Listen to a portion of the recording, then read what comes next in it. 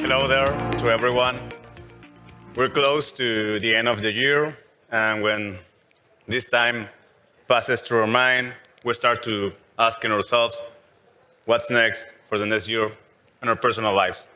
Because this same principle applies for the industry and for the telematic business. The thing is that we're always looking for information for what we wanted to know. This time, I brought to you the topic of factors causing disruption in the telematics business. My name is Miguel Pedroza. I'm a Partner Success Manager, or PS team. For this, we gathered 3 experts who will help us hugely with the information about what are we expecting on the evolution of the fleet management business. Please, our first panelist, accompanying us from Chile. Please join me giving a warm welcome to Tomás Gantes.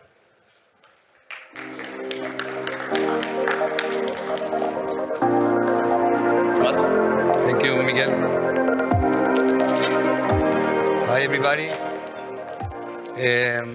My name is Tomás Gantes. I'm an electronic engineering.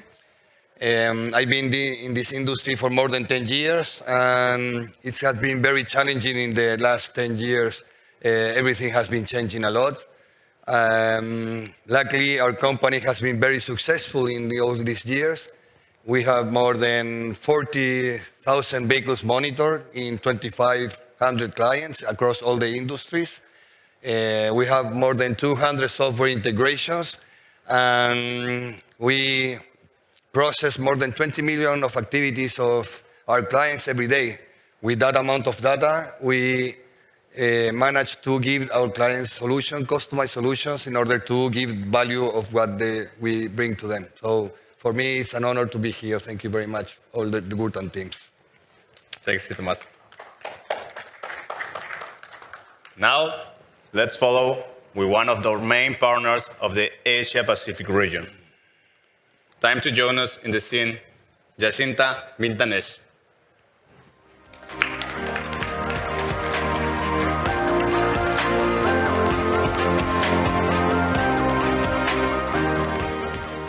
Hi, I'm Jacinta and represent Cloud IP.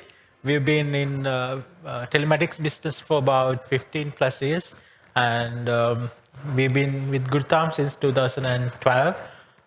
We do also work with the API to make custom applications, and also we make telematics related application out of Wialon system and FlashB to integrate telematics data into different verticals. So nice to be here. Thank you. Thank you, Jacinta. Thank you. To complete our triple of experts, we brought from Georgia, Georgi Chugoshvili, CFO of GeoGPS. Georgi, welcome.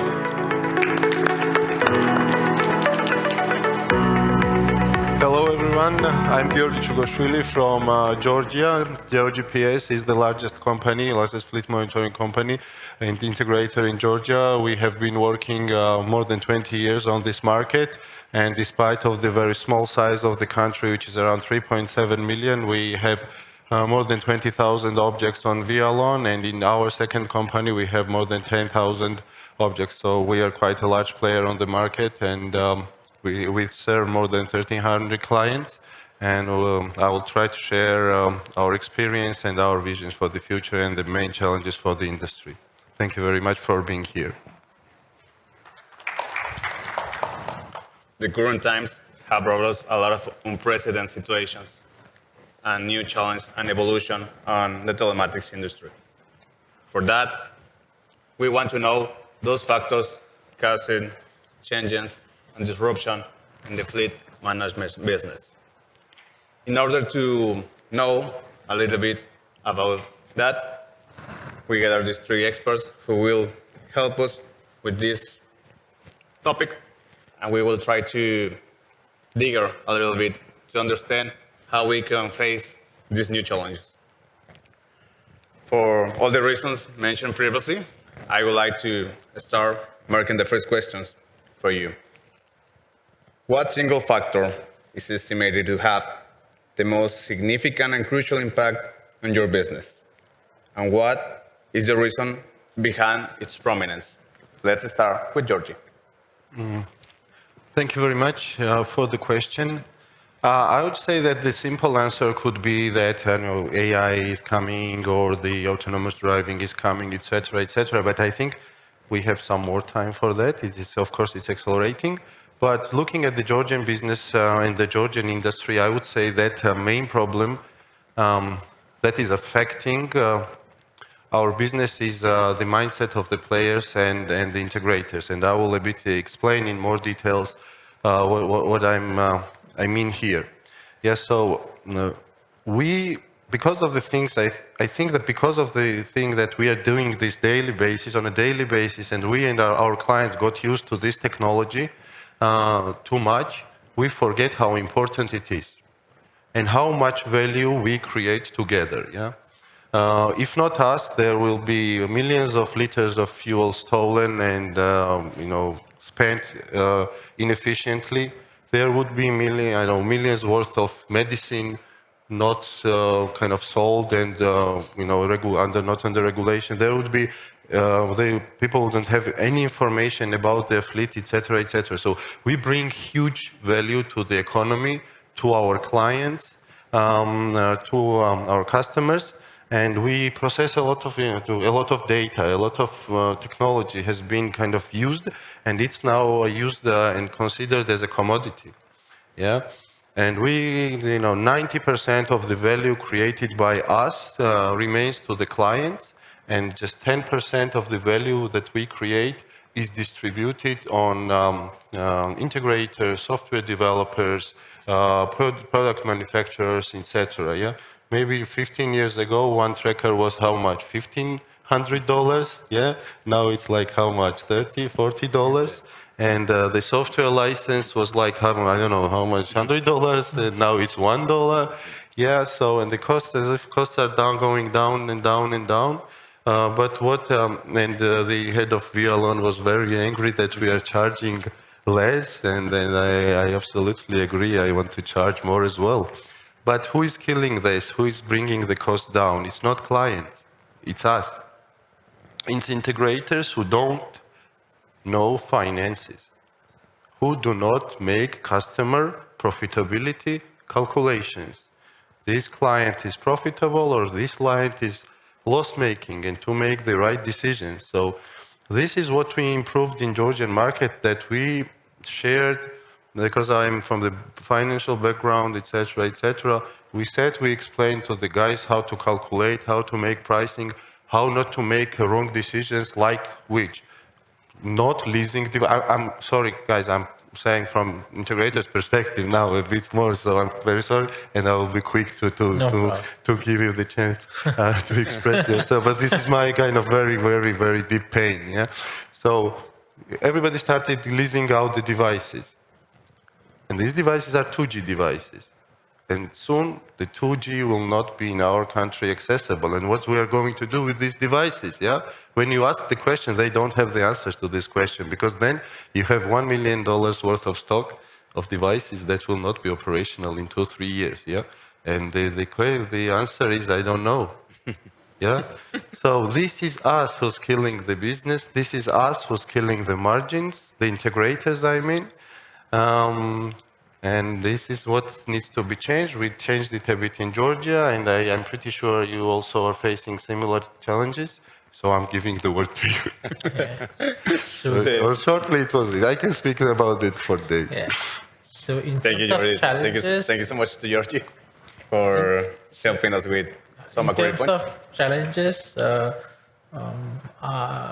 what I see is, if you talk specifically about Sri Lanka, the economic crisis that we had with made the things really expensive, and it slowed us down because companies could not simply afford to get the devices and also add additional sensors. So during last 1.5 years, that was slowed down, and then also it created us an opportunity where the fuel prices, they removed the fuel subsidies, so the fuel price went up, so every company wanted to have fuel sensors, and so this gave us more business opportunity. And apart from that, so the fee, the subscription we had to increase, so this made the customers a bit uncomfortable, but fortunately we didn't lose anyone. So but the some of the value-added applications we had to give at a like not Wialon, the main tracking, but whatever the application that we built to fulfill certain requirement, we had to give it at a really low rate, or we had to keep these customers with us, we had to give it sort of free of charge. So those are challenges, and also because we do a lot of custom development, we had to get developers on board, and other expertise in engineering. So this increased the cost of the company, and these were sort of the challenges specific to Sri Lanka.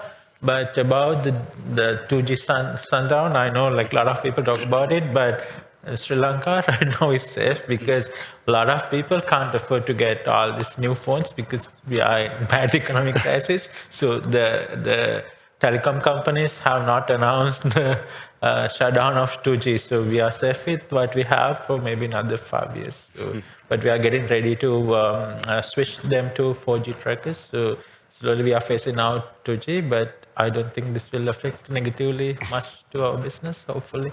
In short term. Yeah. Okay.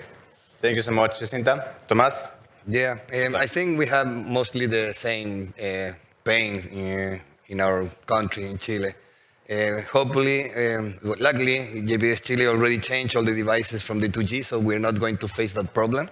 Out of the 40,000, I think we only have like 20 left that we have to change, so we are ahead of that. But I think the main challenge that we're going to face this year is one that is already ongoing. It's about the integration with the OEM systems.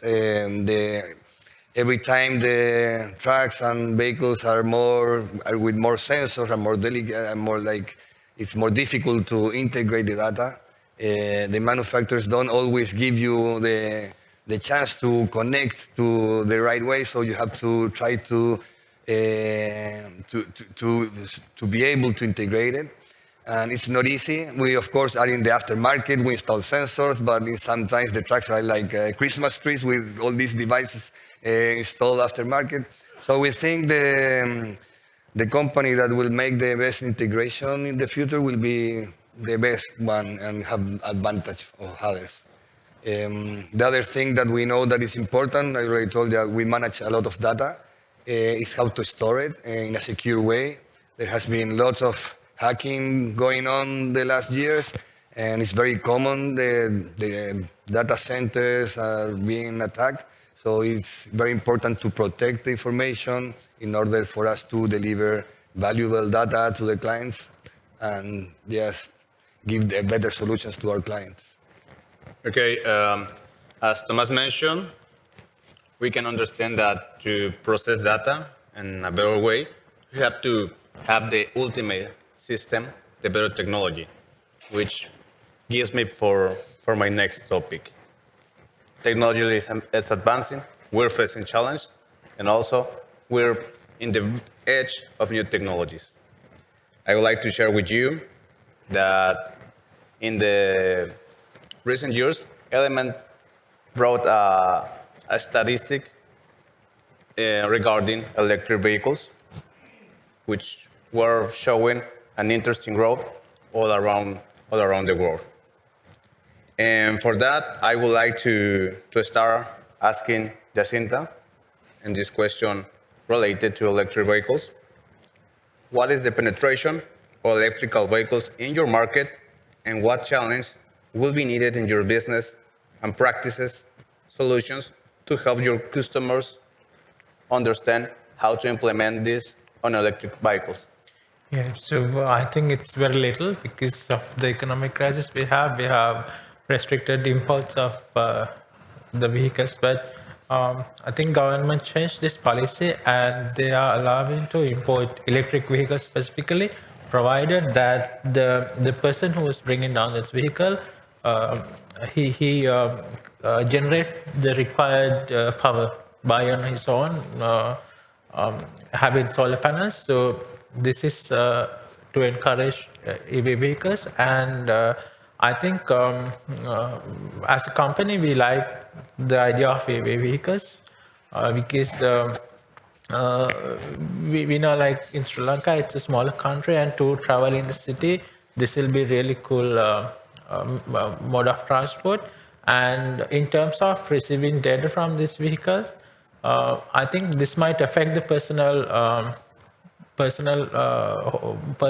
market for GPS tracking, because it might have OEM, and then this vehicle might have all this information on the dashboard that the user needs. But then when it comes to corporate customers, they might have different OEMs and also the conventional vehicles that they might want to bring them finally to a single platform to process this data and then find out what's happening with conventional vehicles and the EV vehicles in single platform. So I think the Wialon is capable of receiving data from conventional vehicles and also from EV vehicles. So this is good, and also I see this push from the government to train required technical skills to maintain this the new EV vehicles, and also they are expanding the charging station network. So we see it as opportunity to monitor both EV vehicles, and we have an application called Hazer which is backed by Flexby. So this is mainly to monitor the EV. It could monitor EV vehicles and also the charging stations and provide more insights, information to the companies, and also to data scientists maybe to process this data to find out what's happening and to make more insightful decisions for the future. So we see it as more of an opportunity rather than a challenge. Okay, good to hear that you're working with Flexby. You're working with the best, so it's good to know that. And now, Tomas, please, I would like to hear from you. What potential advantage can electric vehicles create for your existing business? And what risk must it present to your operations? Well, there's always opportunities in the new things. We see like that everything that happens in this industry. Even though today in Chile the electric vehicles are like small percentage of the fleets, all of the companies already have like one or two cars or trucks are already happening, and I think it's important to be there in this early stage of the implementations, because if you are in this early stage, you're going to be more prepared in the future to implement new technologies. We've been helping the governments to some studies in different regions to monitor the electric vehicles in order to demonstrate how they behave, how the running cost of these vehicles are less than the conventional ones. So we're very happy with this collaboration. Even though today Chile's narrow country is like 5,000 kilometers, we still have this lack of infrastructure, but we know this is going to change. Our government has already made a commitment to, by the year 2040, will be carbon neutral. So we know that there will be more incentives. The prices of the electric vehicles will go down, and maybe there will be more taxes for conventional ones. So we know that this will happen in the next maybe 5 years. Maybe the main challenge will be, again, the integration part is always difficult, new devices. Some manufacturers will not share. They don't like for us to know exactly how batteries behave. It's the heart of this business. 50% of the cars, of the cost of the cars is the batteries. But everything will evolve very, very rapidly. So I think we're in a good shape in order for this technology that is coming through. I think, as Thomas mentioned, government has a big role in this situation, since every entity will dictate the pace that we will be experiencing this challenge from country to country. Now, please, Georgie, your turn, share with us how are electric vehicles integrated in your region right now, and how will you monitor and optimize electric vehicles' performance for your customers? In Georgia, we have a lot of hybrid cars, and now fully electric cars are coming in, and that's a very kind of hot trend. Maybe it's more intense in Central Asia, in Uzbekistan and Kazakhstan, but still in Georgia, it's also a very well-growing direction. To tell the truth, of course, there are some devices that needs to be kind of developed by the manufacturer to be kind of adjusted to the electric vehicles. For example, just the easy case, when we have car rentals, and they are very actively using, or leasing companies are very actively using the devices that kind of makes the car engine stop, or etc. You cannot do the same with the electric vehicle because it's not, it's a different technology. You cannot control gasoline there, etc. So, but it's not details. To tell the truth, we are looking at that thing on a more wider perspective and from high level. Because all those electric cars and generally cars the main thing that will be changed is that they will be connected to the internet. So for us, this is the main thing. Yeah, cars will be connected to the internet, and cars will be able, or will have built-in GPS tracking capabilities. Yeah. So, and every manufacturer, sooner or later, they will do some mobile app where you can see your car as a dot on the map. So our kind of the basic feature that we were selling before at this time, that you can see where your car is moving, it's gonna be a default service when you are buying a car. So, and it's gonna be connected to the internet. That therefore this service will just decrease in value, therefore less and less people want to buy our services for that. That means we should move to greater value. We should move for the corporations to create more analytics, more business intelligence, more services, more kind of complex solutions. Because those simple solutions will be a free service. And it should cost at this point, I don't know, 0.5, 50 cents or something per month. But other things that we are doing, the fuel monitoring, the battery monitoring in details, the temperature monitoring, the humidity monitoring, the regulatory things, download of those tachograph data that we were listening, etc., etc. These are the things and the values that we should be created, despite of the fact it's going to be electric vehicle, or it's going to be gasoline vehicle or diesel vehicle. So on a wider perspective, of course, that's going to happen. We will move to more sustainable transportation modes. But for our business, it's going to be push, I think, towards more complex solutions and delivering more value to our customers. And we will have less and less capabilities to monetize on basic features. Well said, Georgie. As Georgie mentioned, I agree that we need more solutions, more infrastructure, and we have to be ready for the changes, but we like it or not, changes will happen. Apart from electric vehicles, another hot topic that you may know lately is about autonomous vehicles. I would like to share with you that the market size was almost $48,000 billion and is expected to reach $850 billion in the next 10 years. Artificial intelligence has emerged as a drive force behind this rapid advance of autonomous vehicles. And now, again, let's start with Thomas, and I would like to hear from you. How will artificial intelligence and data analytics play a critical role in the integration of autonomous vehicles with telematic systems?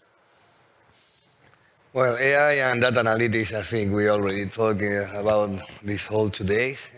AI we see as an opportunity also to help us improve our efficiency in many things that we do manually or things like that.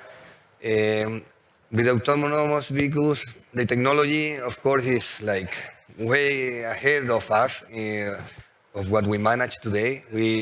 We manage second by second information of the GPS, of the cameras, of sensors, and we are used to handle this kind of amount of data.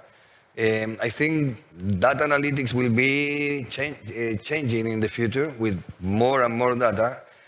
But I think the most important thing here is to see what is the data that we really want to show to our clients. And it doesn't matter if you manage 100 million points, but if you don't know what they mean, I think the clients will not buy your solution because it will not help them their pain. So we've been focusing a lot on hear our clients' pain in order to deliver what they need. We are more in the client side than in the information that we can gather. After we know what clients need, we manage to see the data that we need, and then we process that. We still store all the other data because we might need it later. And we know that with autonomous car, maybe the fraction for a second will be important to make decisions. But again, the human will be better in bringing the solutions to the clients. All the things that we talk here, I don't think AI will answer many questions that we share together and collaborate in the coffee breaks with different partners. I think this has been more information than the ones that you can Google or for computers. I think the collaboration between us has been better than AI today. Maybe tomorrow it will change. Let's see what happens after that. Yes, I agree with you, Thomas. I think, true, that the cooperation between industries and companies will be the key to set the tone on the pace of this challenge. Exactly. Jacinta, your turn. In your opinion, what will be the main challenge for this type of fleet? And can we actually say it will be an homogeneous type of fleet, or what will be the categorization of them? I think to make it homogeneous, that it's our task to bring data from autonomous vehicles and all this AI information, and also conventional vehicles, and process this data and make it meaningful insights for the people who are interested in this data. So maybe we might have to change the approach of how we look at reports and how we process all this data. Maybe apply more AI and machine learning in our applications. Maybe Wialon, or maybe Wialon can process this data, and then we can improve collectively as partners together on external applications to understand and provide this information to different parties. And I think there will be big demand when the autonomous vehicles or AI vehicles information are sent to remote servers. Maybe the governments will be interested in data, and maybe other businesses will be interested in data. I think there's big opportunity if we do it right. There's big opportunity for everyone here. Okay, once again, the cooperation is a key factor. Now, Georgie, it's your turn. Your question will be, we would like to hear from you what challenges are anticipated for your sector and what needs to be changed. From the perspective of the previous questions as well, there are some things that will definitely happen and you cannot affect as a businessman, as an entrepreneur in it. Yeah, autonomous vehicles will one day come, and that's for sure. When it's gonna be, today we had a very interesting session in the morning where the expert told us, somebody expected that by 2020, but it's 2023, and we are not even close to that. It might be 2030 or 45 or something, but it will happen. So that's for sure. Second, despite the fact that it will happen, there are still millions and millions of active vehicles on the market that cannot be transferred to autonomous vehicles. Yeah, that they need to be served, they need to be monitored, they need to have all those capabilities. Yeah, those kind of maybe those business lines like driver monitoring in those industries when the autonomous driving will come, it's not going to be necessary because nobody will be driving that car, and maybe that kind of business lines have come very kind of specific timeline where we can earn money on that. But overall, it happened every time across the history. Yes, there's kind of development. There was industrial revolution. Now we have AI revolution. Let's call it was computer, internet, etc. The world is changing constantly. The only thing is that changing is the pace of the changes. Yeah, it's kind of exponentially accelerating, and the world is changing faster and faster and faster and faster. Yeah. Therefore, the only thing current entrepreneurs, our industry, needs to do is just adjust, but adjust significantly faster than the previous generations of entrepreneurs and businessmen had to adjust to their industries. And definitely some industries will be gone, that's for sure. And we just need to be clever enough, smart enough to understand which kind of business lines will die and which kind of business lines will be flourishing and generating more and more revenues. Yeah. What needs to be done? I'll go back to the first question. I think our mindset as an industry needs to be changed. We should bring kind of trust back for the things that we create, and be very proud of the complex solutions we deliver of a very, very small fraction of cost, and realize that for me, for example, there is no word competitor. So you are not my competitor. You are not my, despite of the thing, not because you are in a different geography. I will give you a small example. For example, in US airline industry, despite of the fact that they are kind of 500 billion USD worth industry, not worth, but generating revenues of $500 billion. Then the one ticket costs $139. The profit per ticket is 30 cents. Yeah. So this is an ordinary kind of economy, macroeconomy thing that the longer you are on the market, the less, the profits are going to zero.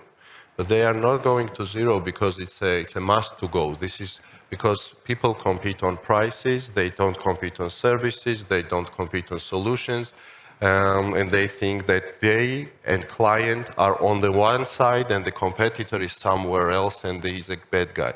Honestly, we together are industry partners in industry building. Yeah? Yeah. The more profits we have, the more margins we have, the more we will reinvest, the better solutions we will have, and the better we'll be able to serve those clients. Clients want today lower price, but they don't think about the development of industry. But we are the guys who are thinking on the development of industry. And no industry is going to develop unless there is margins, unless there is profit, because there will be no talent, there will be no motivation, there will be no reinvestment. Yeah. So from my perspective, I think that the manufacturers, the software developers, the integrators, we should realize that we are on the one side and we are serving clients, of course, but they want our margins to be very low. We want our margins to be a bit higher to reinvest and to develop, yeah, to make our products better, to make our services infrastructure better. Because Chile, 5,000 kilometers, how many technician guys you need to cover all those distances, yeah? Yeah, so somebody has car there and there and there and there. It's not easy. You need money to serve them, yeah? And if you pay $1, you'll not be able to do that, yeah? So we have amazing product, and it's thousands of people are creating, including the satellites, the, I don't know, the robots in Teltonica office. Hi guys, how are you? So, and everything. So, amazing brains working for this, and it shouldn't be kind of $2 per month, So we are making this $2 per month. Let's make it $10 per month. Everybody's gonna be happy, yeah? $20 per month, and your phone's gonna be okay every year. So I think our mindset should change, and we should be proud of the complex things that we are delivering for a very, very small fraction of cost. And clients are more than happy to pay. They are ready to pay because they save $1,000 per car, and it doesn't make sense they pay $5 or $9. They save $1,000. One truck. You take one truck and still one gallon, not gallon, but kind of full gasoline. How much is $500? It's 5 years of kind of monitoring, buying the service and saving that funds. Yeah, so they are ready to pay. But we are the guys who are competing on prices. Yeah. And see ourselves as enemies and not the industry building partners. So we don't use in Georgia any competitor word, we use industry building partners. So we are those guys who are building the industry. And thanks for the hardware developer, manufacturers, thanks for the software developers. We should be proud together of things we are creating. Great. I think that we all are excited to overcome this challenge together. As I can see, it's always important to remember that we are a team, and what makes us stronger is that we work as a team and we cooperate with each other. Now that Georgie helped us bringing Wialon to the questions, I would like to remind all of the presents and you too that whether it's a new technology, electrical, autonomous, even integration on artificial intelligence, Wialon is a reliable ally for you and to overcome these challenges. And the final question for the panel, for all of the ones that are here with us, will be the next. Let's start with Jacinta. Considering the various disruptive elements currently rehearsing in the industry, in which ways Wialon is assisting you in getting your business ready to adapt to this challenge? Yes, so I think it's mainly the open standards that Wialon follows in terms of integrating different hardware.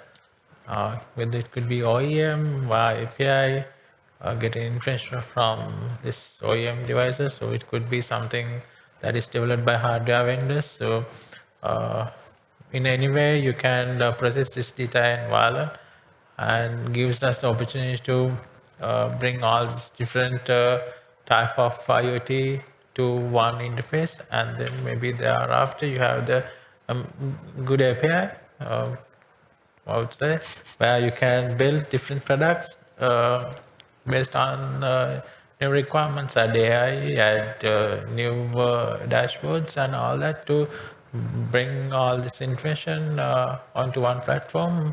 Or maybe a bit of placement integration will help you to go further, I would say. Yeah. That's correct. Jacinta, I share your vision too.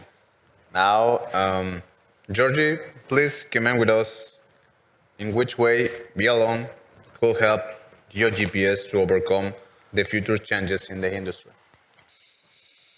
And first of all, if not Wialon, we definitely wouldn't be here where we are today. That's for sure, and that's a fact. As for the future, we heard a lot about the changes that's gonna come, and we have been discussing that.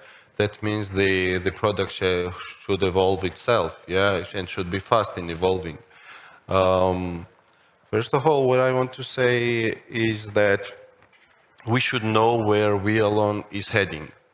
So as integrators, as your customers, as your partners, it is very important to know for us where Wialon will be tomorrow, where Wialon is heading, what is the direction that the company will be taking, yeah, because what's the vision? What we should expect in 2024, what should we expect in 2025, 2026, etc., because these expectations is something that will prepare us for which problems to solve together with Wialon and which problems we are facing to share with you guys and tell that, we are facing these problems. Should we wait for Wialon to be part of this solution, or should we find something that together or integrated with Wialon will help us these problems? You know, for example, when I look at the kind of US software developers, I really like what, in that case, the approach of Wialon, what I learned during these days, that you are kind of, when you seek the base of the foundation of your service and your product, what it is. And the remaining part you want to cover with integrations and different approaches. And I think this is very important. You cannot do everything. Yeah, you should have something that you are very strong, the strongest in the world in, and then build on that. But it is very important to have thousands of integrations. Yeah, it's, of course, it's a different industry, but my Zapier, for example, it has thousands of integrations. Yeah? If you have one click and you're integrated with that, you can use this data in that, you can use this data in that. I understand that everything will not be in Wialon, but Wialon can serve as a gateway of the data to other systems, which will make the very kind of smoothness analytics or some other services that for currently we are not having in Wialon, and you are not planning to put it in Wialon. Yeah. So for us, it's important to know where the product is heading, to plan our future, and also to understand that having Wialon opens a lot of opportunities in other solutions because it's going to be seamlessly integrated with hundreds and hundreds of applications. So this is probably what I would elaborate on that question. A very accurate comment, Georgie. I hope that you continue with this wheel of work with us, and let's continue working together in the right direction. Thank you. Finally, Tomas, please tell the audience the question. Taking into account the diverse disruptions in the modern days in the industry, in which ways Wialon will assist you to prepare your business for the upcoming changes? For us, the most important thing that Gurtam allows us is to find good hardware partners around the world. We know Gurtam is globally present. You just have to find the good partner. But it's not easy to connect around the world only by Google or only by the names that you find of the company names. It's a lot of easier if you are getting introduced to these hardware companies from Gurtam's team. And not because you have these 1,000 partners hardware, but it's because you are close to the integrators also, so you understand what we're asking. We don't ask only the point of the map and GPS. We ask for, I have this pain with this client. Do you have a solution, or you have a partner who I can talk? And it's open. I think all the information that you give us every day that we ask is very important. This event is the perfect example for the same thing. We have shared a lot of information between us. We don't see us as competitors. We even have here in the audience people from Chile that we met here, and it's amazing that we can talk with each other. Maybe we are competing in some segments, but we don't see like that. We see collaboration. We see that we can share some good things and bad things also, so you can move forward. So for us, the most important thing is collaboration, is information, the time to marketing, going with a solution with some clients is also important, maybe to start, and then of course we are going to develop and improve the solution and customize it by our own in order to have a differentiation, in order to maintain the high price that we charge to our clients. So when you solve clients' pain, the price is secondary, and that is what it moves us. It's not the competition about prices and all of those things. So for us, it's that. And this event is collaboration. So I think that answers the question. Of course, thank you, Tomas. Your trust and your cooperation is what allows us to grow. And the more we grow, the better we are for you. So for close this presentation, first of all, allow me to extend my gratitude for the outstanding participation of Georgie, Jacinta, and Tomas, who take very hot topics and provide a different insight from the perspective of one of them, but at the same time, that open our minds to new ideas. Gurtam is lucky to have you as partners, and I have no doubt that we will continue growing together. And at the same time, I know that changes are coming, and everything can happen. So it's always a good time to ask ourselves, are we ready to fly or are we gonna lay down? So, and I have no doubt that if you're here, you're ready to fly with us. So keep the same energy, and I assure you that Wialon, and for all of you, that the best is yet to come. Thank you so much. Thank you.